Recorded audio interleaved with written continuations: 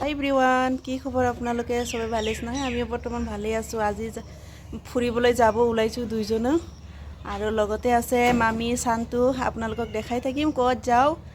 আপোনালোকে ভিডিঅ'টো একেলগে চাব আৰু কেনেকুৱা লাগে লাষ্টত কমেণ্ট কৰি জনাব। এতিয়া বলক দেৰি নকৰোঁ। আজি এতিয়া ৰাতিপুৱা 8টা বাজাই নাই, এতিয়া আমি যাবলৈ ৰেডি।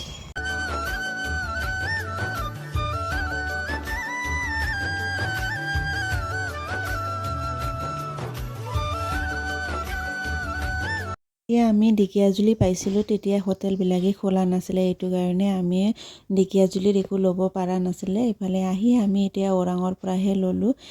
আলহী খাব গ'লে কিবা এটা লৈ নগ'লে ভাল নালাগে ন। এনেও মাহীহঁতৰ ঘৰৰ এনেকুৱা খোৱা মানুহ কোনো নাই, সৰু পোৱালি হ'লেও লৈ ল'লোঁ। ইফালে চোৱা ফুলবিলাক ইমান ধুনীয়া ধুনীয়া ফুল ফুলি আছে ৰাস্তাত, ইমান ধুনীয়া লাগিছিলে। ইফালে চান্তু আৰু তাৰ বৰদা দুজনে হোটেলৰ পৰা কি আনিছে আপোনালোকক দেখাই আছে। ঠাণ্ডা ইমানেই গৰম দিছিলে নহয়, মই আৰু এতিয়া গৰম সহ্যই কৰিব নোৱাৰোঁ। বহুত বেছিকৈ গৰম লাগে মোৰ। ইফালে গৰমত মোৰ কি অৱস্থা হৈ গৈছিলে। এফালে চান্তু আৰু তাৰ বৰদা লৈ আহিছে এটা ঠাণ্ডা মানে আইচক্ৰীম। এফালে খাই লওঁ আগতে, গৰম গৰম। দাদাক কৈছিলোঁ খাবৰ কাৰণে, দাদা কয় কি নাখাওঁ বুলি। পিছত মোৰ পৰাই অলপমান দিছে, ভাল নালাগে ন। দুজনে এটাটোৱে মিলাই খালোঁ। পিছত তিনিটা মানুহ 4জন, কিন্তু 3টা লৈ আহিছিলে, কিন্তু দাদাৰ কাৰণে অলপমান দিলোঁ। অলপমান খালে মনটো ভাল লাগে। যে ইফালে চান্তু খোৱা পূৰা ব্যস্ত। ইফালে মহা আমাৰ কাৰণে ৰখি আছে, দেখা পাইছে নহয়, ৰাস্তাটো দেখাই আছে। এনেই আমি যাই থাকোঁ, হ'লেও মহাৰ মানে মৰমটো অলপমান বেলেগ আৰু। এইফালে চোৱা আমি কিমান টাইমত যাই পাম, এইটোৱে ৰখি আছে ৰাস্তাত।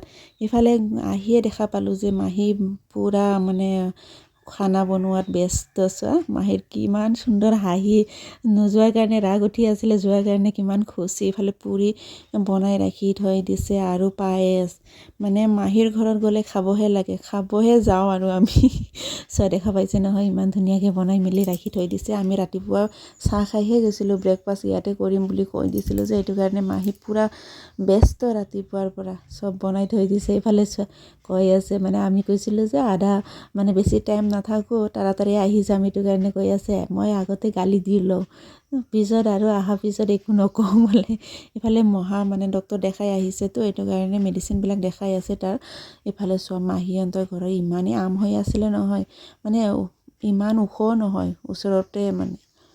আৰু আম বহুত পকি আছিলে, পিছত খোৱা নহ'ল আৰু। ইফালে মই বহি মানে মইতো একো নকৰোঁৱে, মাহীহঁতৰ ঘৰত মাহীয়ে চব কৰে, মোক একো কৰিবই নোৱাৰে। এতিয়াতো মই পুৰণা হৈ গৈছোঁ আগতো, এতিয়াতো মোৰ দেহাও ঠিক নাই হ'ল।